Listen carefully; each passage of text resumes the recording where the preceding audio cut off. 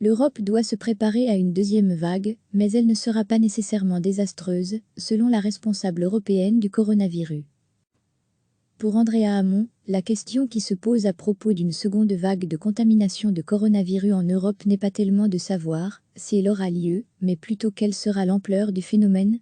Elle invite ainsi les Européens à continuer à respecter les mesures, afin de faire en sorte que cette deuxième vague ne soit pas désastreuse. Interrogée par Le Guardian, la responsable indique également qu'elle pense que les vacances au ski du mois de mars ont joué un rôle essentiel dans la propagation du coronavirus en Europe. À lire aussi toutes nos infos sur le coronavirus. La perspective d'une deuxième vague d'infection de coronavirus en Europe n'est plus une théorie lointaine, selon la directrice de l'agence européenne chargée de conseiller les gouvernements en matière de lutte contre les maladies. La question est de savoir quand et avec quelle ampleur, c'est la question à mon avis, estime le docteur Andrea Hamon, la directrice du Centre européen de prévention et de contrôle des maladies infectieuses, ECDC. Ce n'est pas le moment de se relâcher complètement. Andrea Hamon est une épidémiologiste allemande. Cette ancienne conseillère du gouvernement allemand observe avec attention l'évolution du coronavirus en Europe depuis la Suède, où l'ECDC a son siège.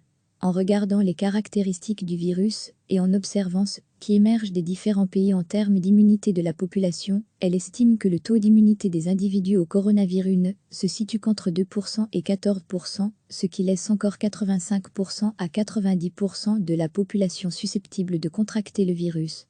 Le virus est autour de nous, et il circule beaucoup plus qu'en janvier et février. Je ne veux pas faire une fresque apocalyptique, mais je pense que nous devons être réalistes.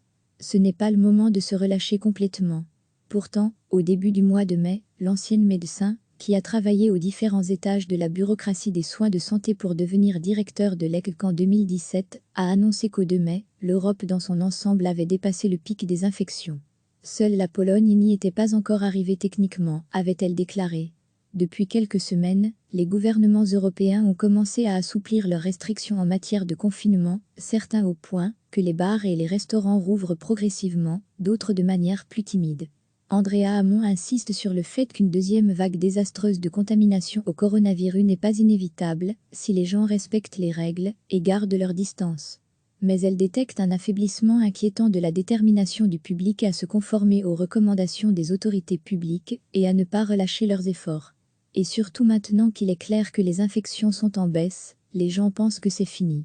Ce qui n'est pas le cas, ce qui n'est certainement pas le cas.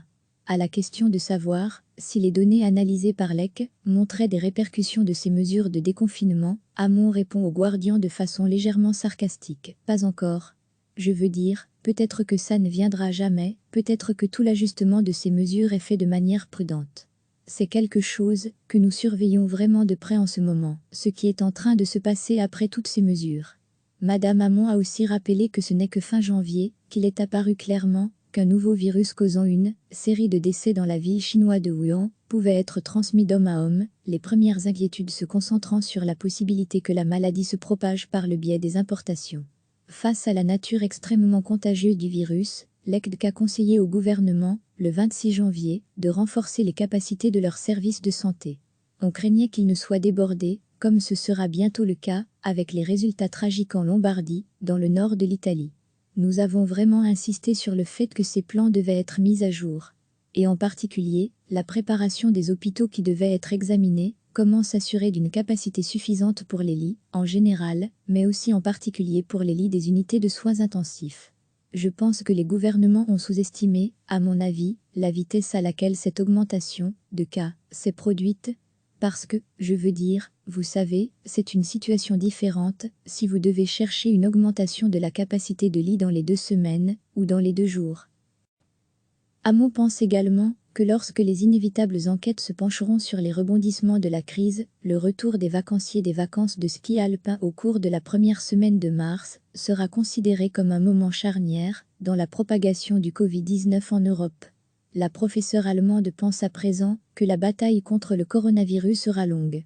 Je ne sais pas si c'est pour toujours, mais je ne pense pas qu'il va disparaître très rapidement. Il semble être très bien adapté aux humains. Concernant les vacances d'été, elle met en garde ceux qui ont envie de passer des vacances d'été normales pour déconnecter, ils risquent d'être déçus. Ce que nous disons, c'est qu'ils doivent se préparer à ce que même s'il y a des vacances, et qu'ils vont quelque part, ce ne sera pas comparable à ce qu'ils ont eu l'année dernière. À ce stade, nous ne pouvons pas dire que vous pouvez aller là-bas, vous laver les mains, et que tout va bien. Vous devez garder vos distances. Ces mesures doivent être mises en place. Pour Andrea Hamon, la question qui se pose à propos d'une seconde vague de contamination de coronavirus en Europe n'est pas tellement de savoir si elle aura lieu, mais plutôt quelle sera l'ampleur du phénomène. Elle invite ainsi les Européens à continuer à respecter les mesures, afin de faire en sorte que cette deuxième vague ne soit pas désastreuse. Interrogée par le Guardian, la responsable indique également qu'elle pense que les vacances au ski du mois de mars ont joué un rôle essentiel dans la propagation du coronavirus en Europe. À lire aussi toutes nos infos sur le coronavirus. La perspective d'une deuxième vague d'infection de coronavirus en Europe n'est plus une théorie lointaine, selon la directrice de l'agence européenne chargée de conseiller les gouvernements en matière de lutte contre les maladies.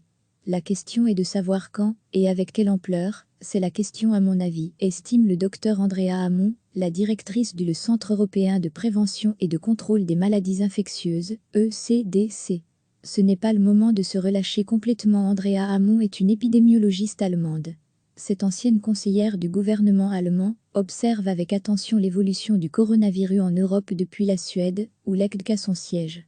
En regardant les caractéristiques du virus et en observant ce qui émerge des différents pays en termes d'immunité de la population, elle estime que le taux d'immunité des individus au coronavirus ne se situe qu'entre 2% et 14%, ce qui laisse encore 85% à 90% de la population susceptible de contracter le virus.